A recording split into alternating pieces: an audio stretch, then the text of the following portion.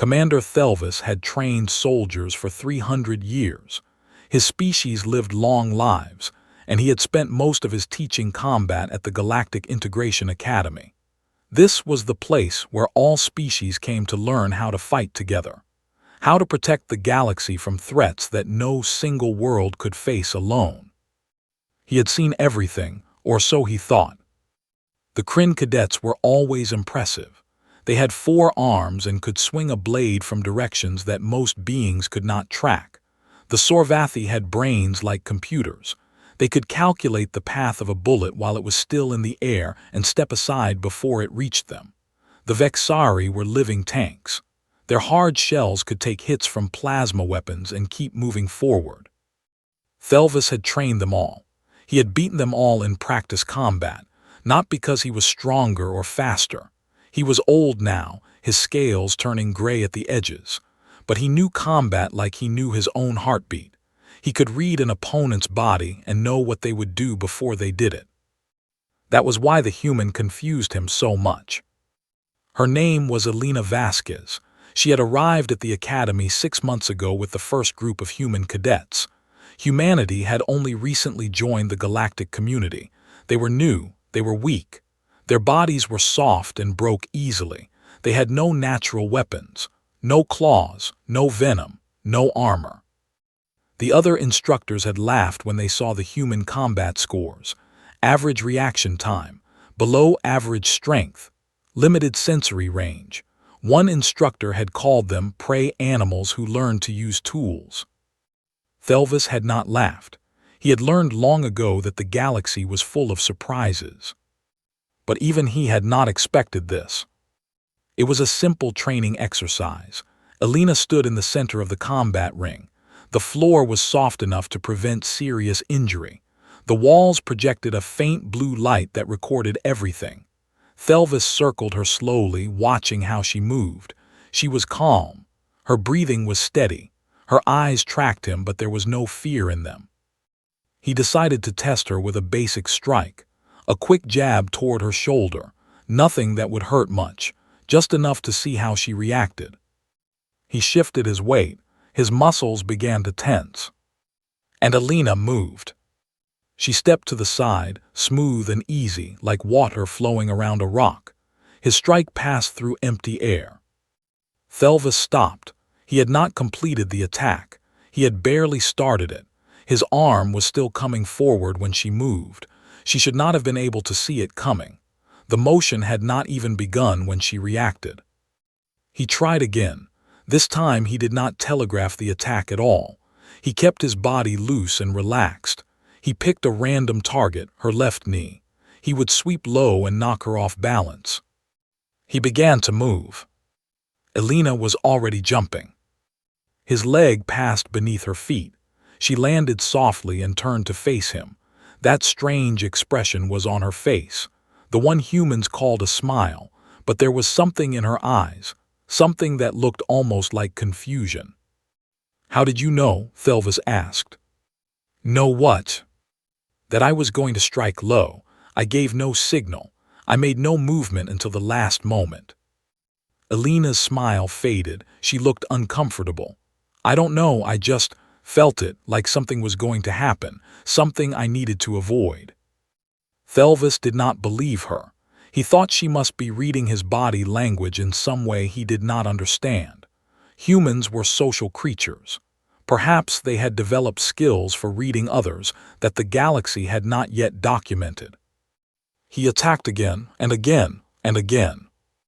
Fast strikes, slow strikes, feints followed by real attacks, combinations that he had used to defeat opponents for 2 centuries. She dodged them all. Not every strike. He noticed that quickly. When he aimed for her arm with a light tap, she let it connect. When he threw a slow punch at her stomach, she did not bother to avoid it. But the hard strikes, the ones that would have really hurt, the ones that could have broken bones or knocked her unconscious, those never landed. After 30 minutes, Thelvis stepped back. His old hearts were beating fast, not from the exercise, from something else, something that felt strangely like fear. "That is enough for today," he said. "You may go." Alina nodded and left the ring. She did not seem tired. She did not seem proud of what she had done. If anything, she seemed puzzled. Thelvis waited until she was gone. Then he accessed the Academy's recording system through his neural implant. Every moment of the session had been captured, every movement tracked down to the millisecond. He watched the footage 3 times, then he watched it again. The timestamps were clear. The system had recorded exactly when each movement began, and according to that data, Alina Vasquez had started moving before Thelvis had attacked. Not at the same time. Before. She began her dodge 0.3 seconds before his muscles fired, before his brain sent the signal to move, before he had even decided which attack to use. That was not possible. Nothing in the known galaxy could do that. Not the psychic species of the rim worlds, not the time-sensitive crystals of the void, not even the ancient machines of the precursors. But the data did not lie. Thelvis looked at the flag the system had attached to Alina's file. It was a classification he had never seen before, a category that should not exist. Pre-event awareness unexplained. He sat in the empty training room for a long time. 300 years of experience told him that he had just witnessed something important, something that would change things. He just did not know yet how much. Finally, he opened a communication channel to the Academy director. His voice was steady, but his hands were shaking. "Director, I need to report an anomaly. Cadet Alina Vasquez, human. I believe we need to bring in the Science Directorate." There was a pause. "What kind of anomaly, Commander?" Thelvis looked at the frozen image on his screen. Alina mid-dodge, moving away from an attack that had not yet happened, moving away from a future that only she could see. "I do not know," he admitted, "but I think the humans have been hiding something, or perhaps they do not know themselves what they are." He closed the channel and sat in the darkness. The galaxy had just gotten much more interesting. High Inquisitor Morath did not believe in magic. He did not believe in miracles. He did not believe in things that could not be explained. In his 400 years of service to the Galactic Science Directorate, he had investigated thousands of strange events. Every single one had turned out to have a rational explanation. The species that seemed to read minds was actually detecting chemical signals in the air. The prophet who predicted disasters was unconsciously processing subtle environmental changes. The child who moved objects with her thoughts was generating electromagnetic fields from a mutation in her brain. Everything had an explanation. Morath just had to find it. He arrived at the Integration Academy 3 days after Commander Thelvis made his report. The Council had taken the matter seriously. They had given Morath full authority to investigate. He could demand any test, access any record, question any person. He started by reviewing the footage himself. He watched it 17 times. He slowed it down. He enhanced it. He had the Academy's computers analyze every frame. The data was accurate. The human female had moved before the attacks began, not during, before. "Interesting," Morath said. He did not say impossible. Nothing was impossible, only unexplained. He ordered a full testing protocol. They brought Alina Vasquez to a specially designed chamber. The walls were lined with sensors that could detect any form of energy: electromagnetic, thermal, quantum, psionic. If she was using any known method to predict attacks, the sensors would find it. They put her through 17 different combat scenarios. She faced opponents from 12 different species. Each one used different fighting styles, different speeds, different patterns. The attacks were chosen by a quantum random generator. Not even the attacker knew what they would do until the moment they did it. Alina dodged almost everything. Morath watched through a one-way screen. His secondary hearts beat faster as he saw her move again and again, sliding away from strikes that had not yet been thrown. The sensors showed nothing. No energy signatures. no psionic activity, no electromagnetic fluctuations. She was not detecting the attacks through any known means. But she was still dodging them. After the tests, Moreth interviewed her personally. They sat in a small white room with comfortable chairs. Elena seemed relaxed. She had a cup of water in her hands and she sipped from it slowly. "Tell me what you experience." Moreth said, "When you dodge an attack, what do you feel?" Elena thought about it. Her face scrunched up in that way humans did when they were trying to find words. "It is hard to explain," she said. "It is like a pressure behind my eyes in my chest. Something feels wrong. Something feels like it is about to happen, and I just know I need to move." "How far in advance do you feel this?" "I do not know. A second maybe, sometimes less. It depends on how bad the thing is going to be." "How bad?" "Yes, the worse it is, the stronger the feeling. A small hit I barely notice, but something that would really hurt me." She shivered slightly. "That feels like standing on a cliff edge, like the ground is about to give way under my feet." Moreth leaned forward. "You have never been trained in any psionic disciplines, never been exposed to any technologies that might enhance perception." "No, I grew up on Earth in a small city called Porto. I worked in a restaurant before I joined the military." She smiled slightly. "Nothing special about me." "And yet here you are, dodging attacks before they happen." Elena shrugged.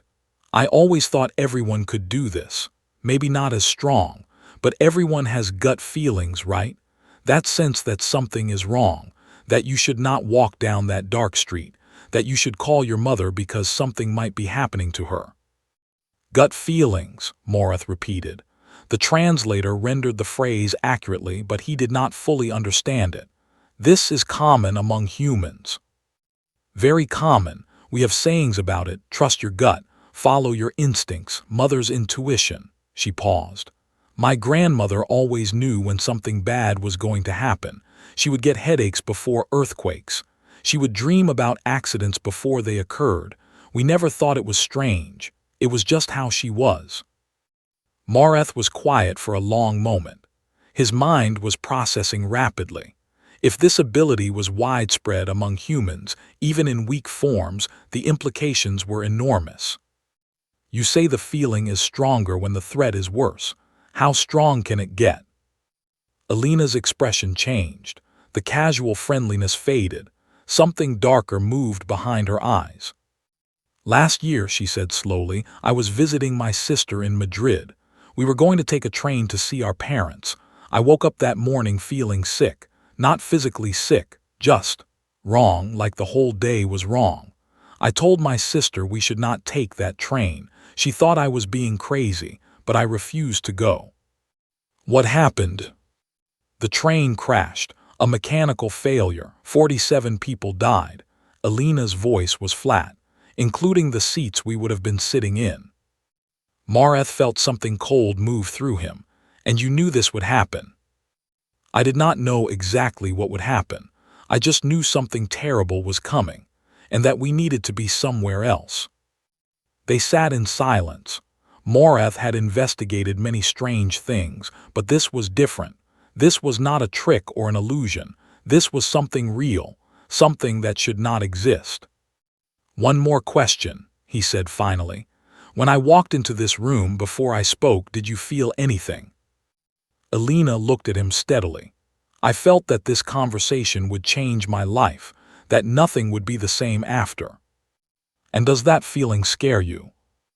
Elena finished her water and set the cup down.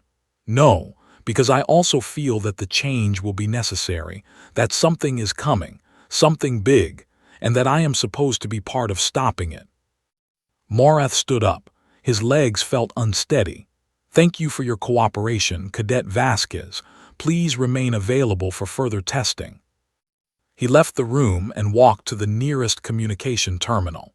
His hands were shaking as he opened a priority channel to the Council. "This is High Inquisitor Moreth. I am declaring a full scientific emergency. We need xenobiologists, quantum physicists, neurological specialists, every expert we have.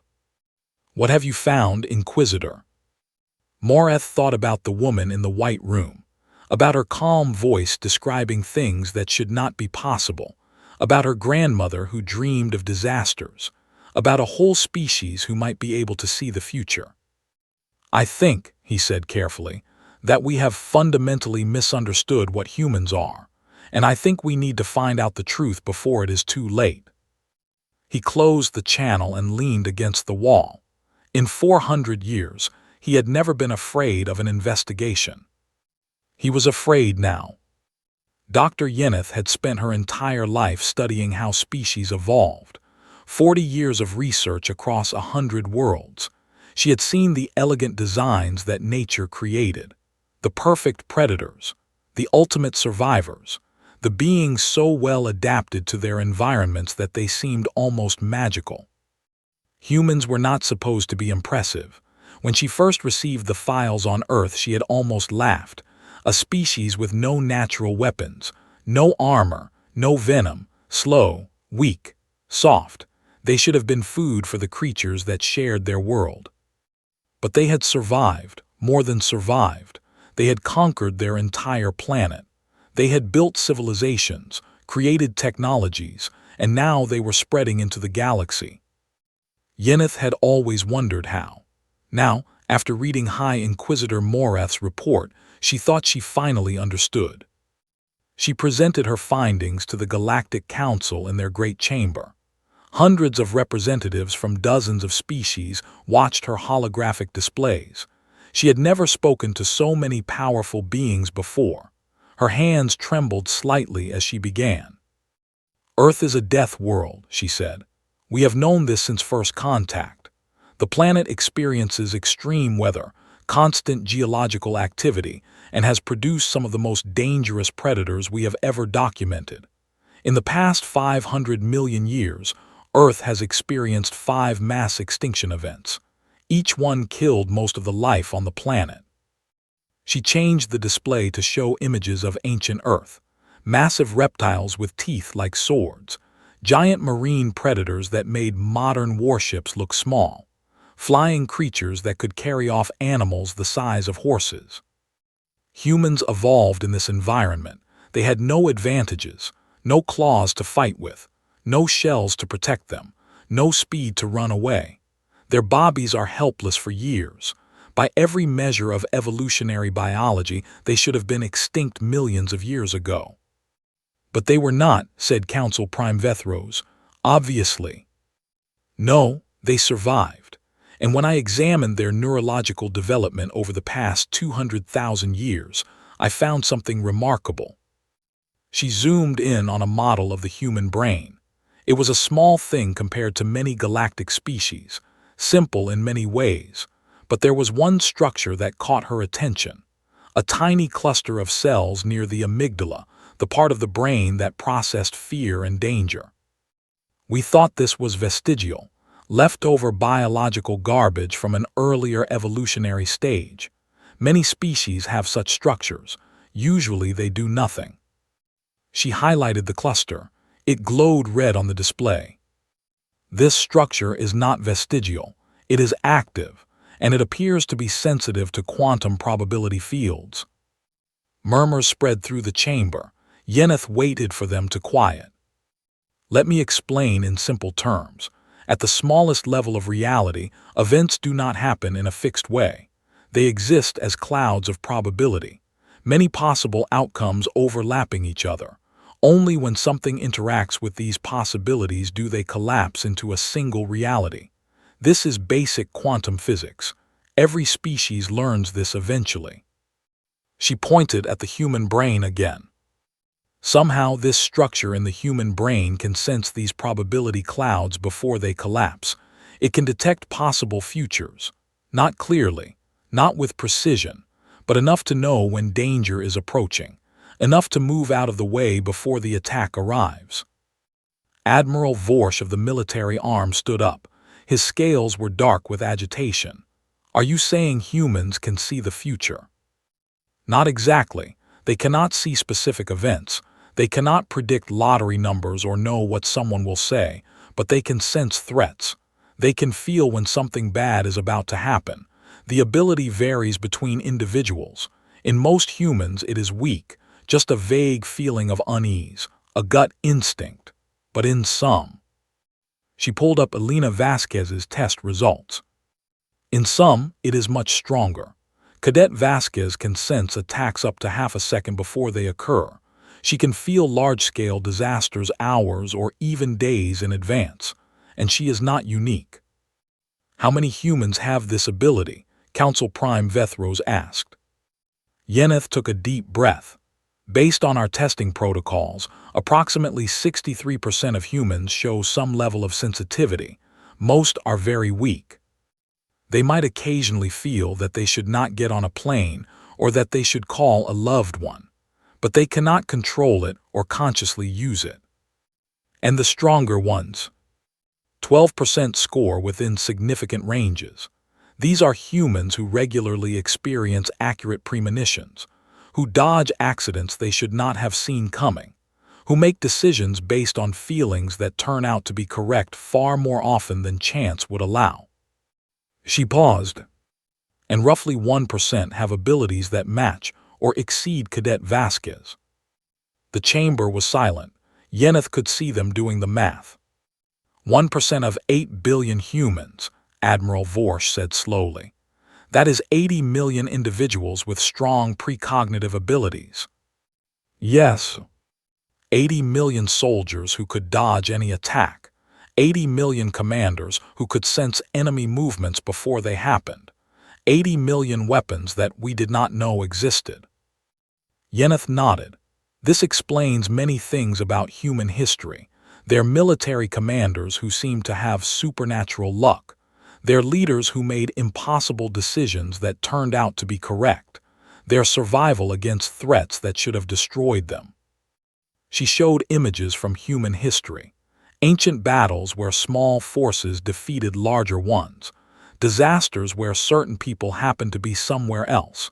Inventions that came at exactly the right moment to save millions. We thought humans were just lucky. We thought they were clever with their tools. We did not realize they were guided by something we could not see. Council Prime Vethros leaned forward. His many eyes were focused on Yeneth with intense interest. The question now, Dr. Yeneth, is what do we do with this information? These humans have joined our community. They are part of the galactic family now. How do we treat a species that can sense the future? Before Yeneth could answer, an alarm began to sound. Red lights flashed throughout the chamber. A holographic display appeared in the center of the room, showing a star map. Long-range sensors have detected a Harrow fleet, announced the automated system. Emerging from fold space at the edge of the threshold system, all military forces are being mobilized. The chamber erupted into chaos. Representatives shouted at each other. Military commanders rushed toward the exits.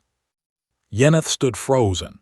The Harrow, the machine consciousness that had destroyed 17 civilizations, the enemy that had never been defeated. And in the middle of the chaos, she had a strange thought. Elena Vasquez had told Moreth that something big was coming, that she was supposed to be part of stopping it. Perhaps this was what she had sensed. Perhaps humanity's strange gift was about to be tested in ways no one could have predicted. Elena was eating lunch when the darkness came. She was sitting in the academy cafeteria with her roommate Thesic. The Kryn female had become her closest friend over the past months.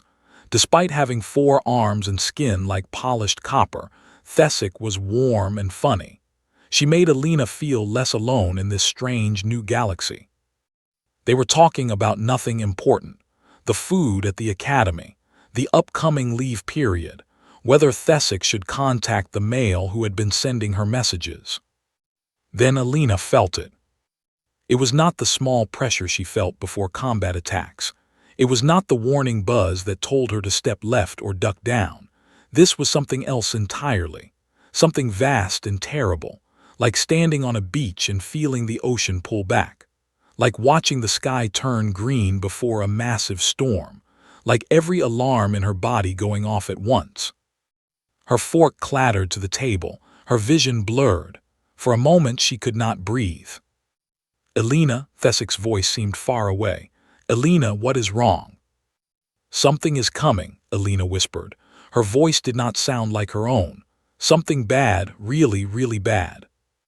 Thesic's 4 hands grabbed Elena's shoulders. "What do you mean? What is coming?" Elena could not answer. The feeling was overwhelming, wave after wave of wrongness crashing through her mind. Death, destruction, an ending that spread across stars. She saw nothing specific, no images, no clear vision of the future, but she felt it all the same, a tide of darkness approaching, a hunger that could not be satisfied, a force that had ended civilizations before and would do so again. "I need to," Elena stood up. Her legs were shaking. "I need to tell someone." 6 hours later, the long-range sensors confirmed what Elena had already felt. A Harrow fleet had emerged from Fold space. 200 ships, more firepower than any force in living memory. They were heading for the Threshold system, where the Academy was located. The Harrow. Elena had learned about them during her training. Everyone in the galaxy knew about the Harrow. They were a machine consciousness. Perhaps they had been created by some ancient species long ago. Perhaps they had evolved on their own. No one knew for certain. What everyone knew was that they consumed civilizations. They stripped planets of resources. They harvested biological life for purposes no one understood, and they had never been stopped. 17 civilizations had fallen to the Harrow over 8,000 years, great empires that had spanned dozens of star systems, advanced species with technologies that made the current galactic community look primitive. All of them gone. All of them erased from history. The Council's military forces were mobilizing. Every ship in range was being called to defend Threshold. But the admirals were not hopeful. Elena heard them talking in the corridors. 4% chance of survival, maybe less. The Harrow had never been defeated in direct combat. The best anyone could hope for was to slow them down long enough for evacuation ships to escape. Elena found Admiral Vorsh in the command center. He was studying tactical displays with a grim expression. His scales had turned pale with stress. Around him, officers from a dozen species worked frantically, coordinating the defense. "Admiral," Elena said, "I need to speak with you." Vorsh barely glanced at her. "Cadet, this is not the time. We are facing an extinction-level threat." "I know. I felt it coming 6 hours before your sensors detected anything." That made him pause. He turned to look at her properly. "You are the human, the one with the precognitive ability." "Yes, sir." "And you felt the Harrow coming." "I feel them now, every moment, like a weight on my chest, like a scream that never stops." Elena swallowed hard. "But I also feel something else. Paths, possibilities, ways through the darkness." Vorsh's eyes narrowed. "Explain." "When I dodge an attack, I do not see the attack itself. I sense the paths, the ones that lead to pain, the ones that lead to safety. I move toward safety." She took a breath. "I can sense the paths in this battle too. Most of them lead to death, but not all of them. There are ways through, decisions that could change the outcome." "You think you can see how to defeat the Harrow?" "Not see, feel. The difference matters." Elena stepped closer. "Admiral, your tactical computers are calculating odds based on past battles, based on what has always happened before. But the future is not fixed. It is a cloud of possibilities, and I can sense which possibilities lead to survival." Vorsh stared at her. His secondary hearts were beating visibly through his uniform. "You are asking me to trust the fate of millions of lives to your feelings." "I am asking you to let me try. You said yourself that conventional tactics give us a 4% chance. What do you have to lose?" "What do you propose?"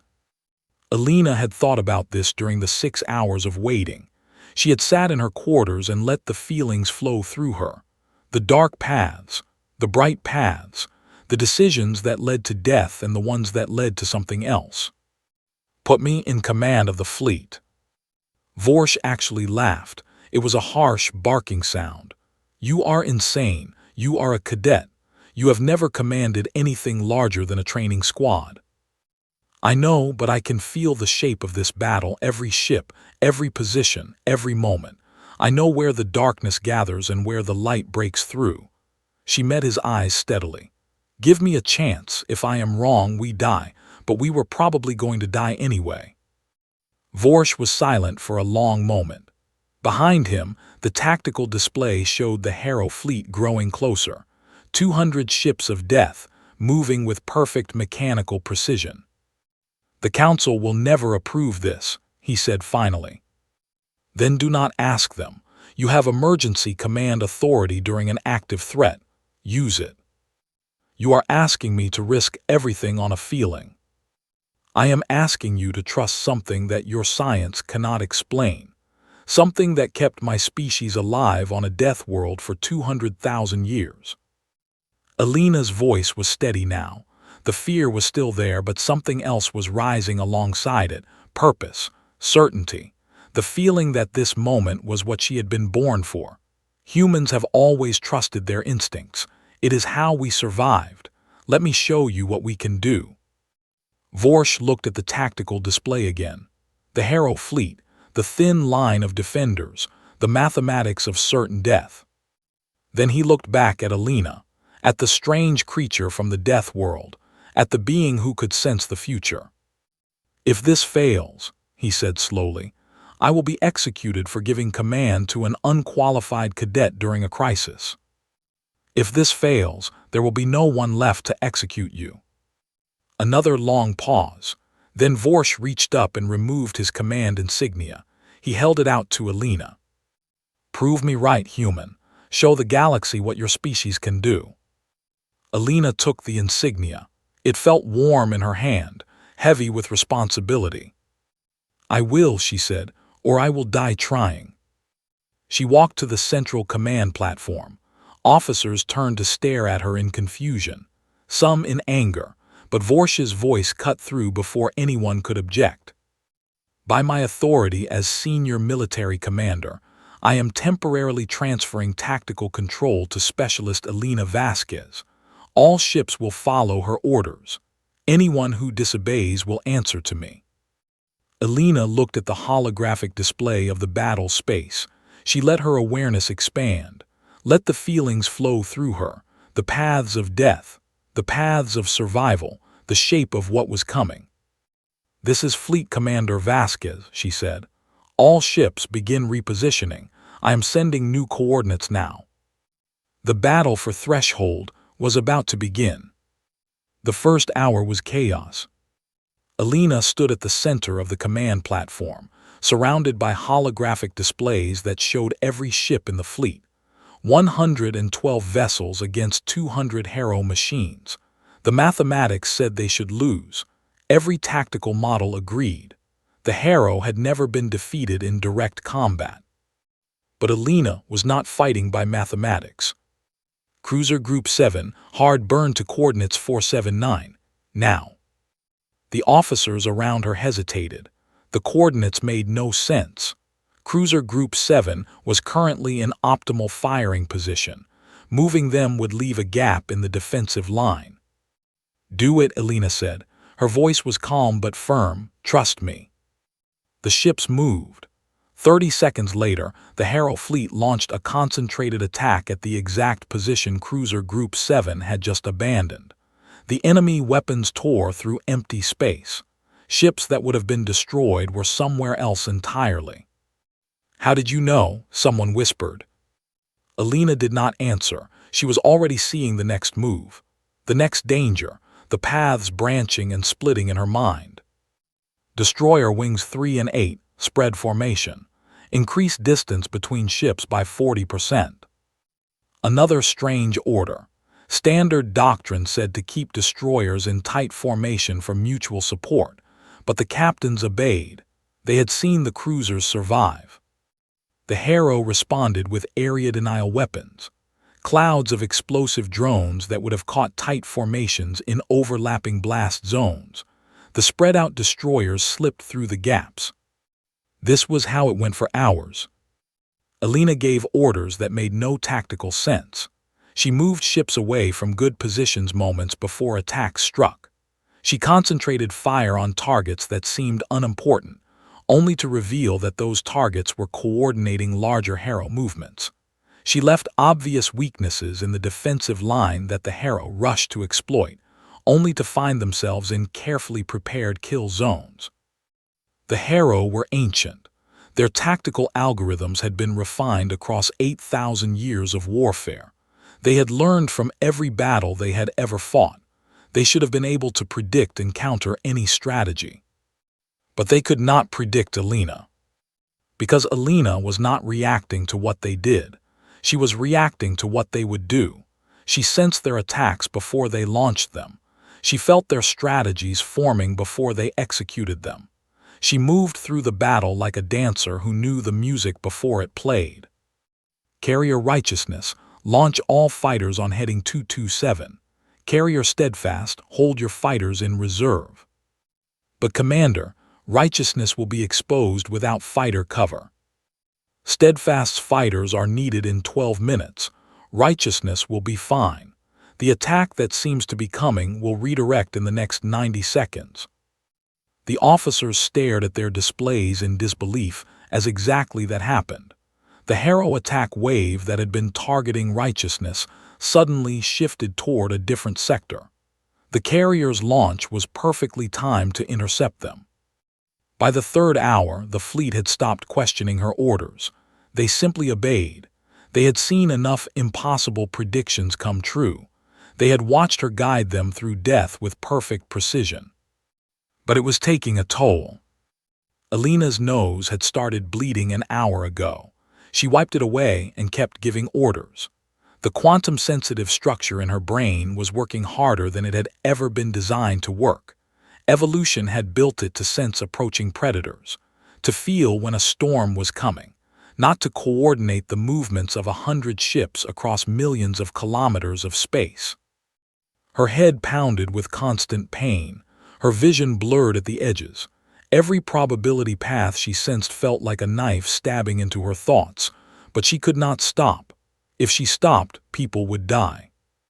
Fighter Squadrons 9 through 14. Recall to carriers immediately. Commander, they are about to engage the enemy escort screen. The escort screen is a trap. Recall them now. The fighters pulled back. The space where they would have been erupted with hidden mines. Harrow ships had been pretending to be debris, waiting to ambush anything that came close. Battleship Thunder's Heart.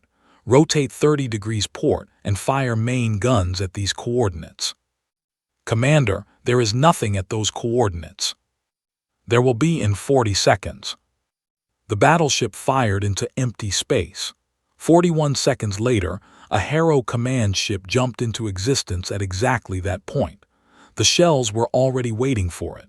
The machine vessel shattered under the impact. She killed it before it arrived, someone said in a stunned voice. She killed it before it existed in this location. The Harrow fleet began to falter. Their algorithms could not adapt to an enemy who knew what they would do before they did it. For the first time in 8,000 years, they were losing. The battle lasted 6 more hours. Alina did not sit down once. She did not eat. She barely breathed. The pain in her head became a white-hot fire. Blood dripped steadily from her nose, from her ears, from the corners of her eyes. Officers brought her water that she did not drink. Medical staff begged to treat her. She waved them all away.